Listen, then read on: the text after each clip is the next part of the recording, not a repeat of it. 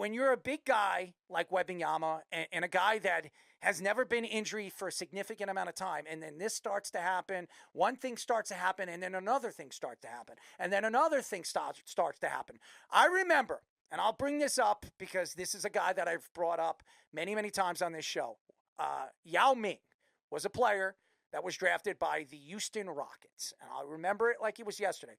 Now, obviously, he was 300 pounds and he was 7'5", and Wembanyama is like 210 pounds soaking wet, and he's long and lengthy. We all know what Wembanyama is.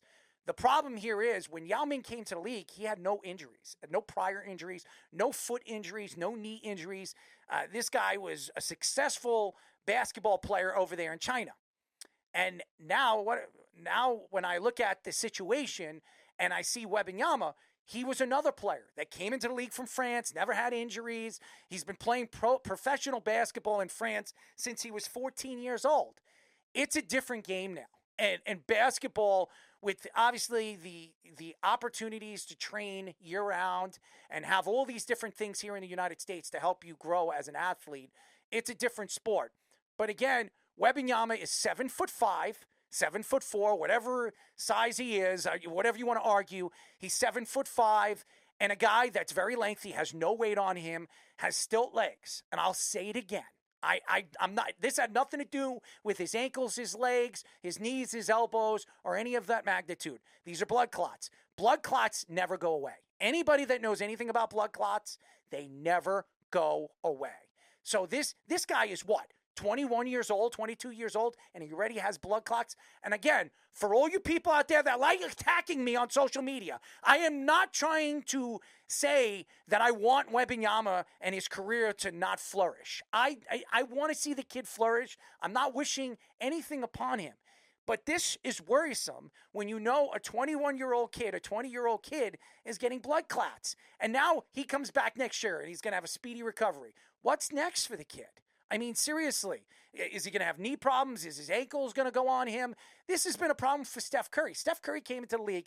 He was 6'2.5", and people said his size and his problem with his size is not going to work. He's not going to be a shooting guard in the NBA. He's too small. Well, then they moved him to the point guard position, and then he had ankle problems for how many years? 4 years before he really developed and became the player that some people believed he was going to be, coming from Davidson and taking his team to the Final Four. This is a different position. If I was a Spurs fan, I would be worried. You just gave up a significant amount. Oh, maybe not as much as you would have thought, but you gave up a certain amount of a certain amount of players for a guy like Fox. Now you thought, hey, you got Fox and you have Wembanyama. Maybe 2 years from now, finish the season strong with them this year, and then next year you go all out and you try to build this team around these two players. Now you have to worry. Fox wanted to go to the Spurs because he wanted to play for Popovich. Well, guess what? Popovich might not be there anymore. He might retire because of his situation with his stroke. And I want to get into the Popovich thing too in a second. But you would have to worry now as an organization because you put in all your eggs in these baskets in the De'Aaron Fox move and Wembanyama being drafted as high as he was. Now, I'm not saying he shouldn't have been drafted. This guy is a phenomenal player, averaging 24, 11, and 3 and 3.8 blocks. He's a phenomenal player. If I was an organization, I was running this organization, I would be worried if I was this organization after the blood clot thing. Now, as far as the Popovich story, I'm going to tell you guys this right now, and I'm going to get into this because we have a new segment called Dial It Up, and I have something to get into the Popovich thing, so I'm not going to throw it under the bus because I want to use this for the segment. I would say that Greg Popovich's career as the Spurs head coach is over. When you hear that he is out for the rest of the season and he had a stroke, this only tells me that now that Wembanyama is out, he's going to sit out for the rest of the season. This would piss off a guy like De'Aaron Fox, who wanted to be traded. Sacramento is a borderline playoff team right now, as far as I'm concerned, over there in the Western Conference. Borderline. I don't know if they make it, but they're a borderline playoff team. Now De'Aaron Fox is going to a team that's 21 and 27. No more Wembanyama. how bad is this team going to be? Well, everybody's going to say, well, they're going to get a high draft pick. They'll get a top 10 pick, and they could build around De'Aaron Fox and Wembanyama and whoever they bring in at number 5 or number 6 or wherever they're drafting. To me, the fact that Greg Popovich might be done as the head coach over there with the Spurs tells me that where do they go when it comes to that coaching position? And De'Aaron Fox wanting to go there because of Greg Popovich tells me that is he going to be happy? Is he going to sign that extension? That's the thing. Did he sign the extension yet? Was it signed? Nope. It wasn't signed.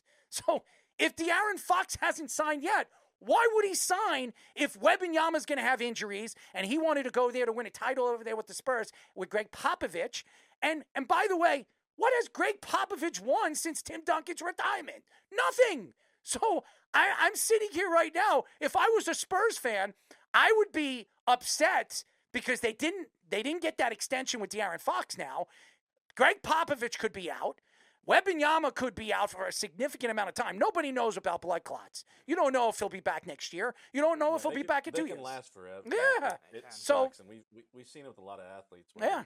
So if I don't know if they're going to come back or not. 100%, Joba, I agree with you totally. If I was De'Aaron Fox right now, I'm not signing that extension. I'm going to free agency. There is no way I'm going to be sitting pat knowing that there's no guarantees with Wembanyama and there's no guarantees with Greg Popovich. So if I was him, I would absolutely go to free agency and who gives me the most money. Even though we can get the most money from the Spurs, I still think go to free agency and see what's offered to you in the open market.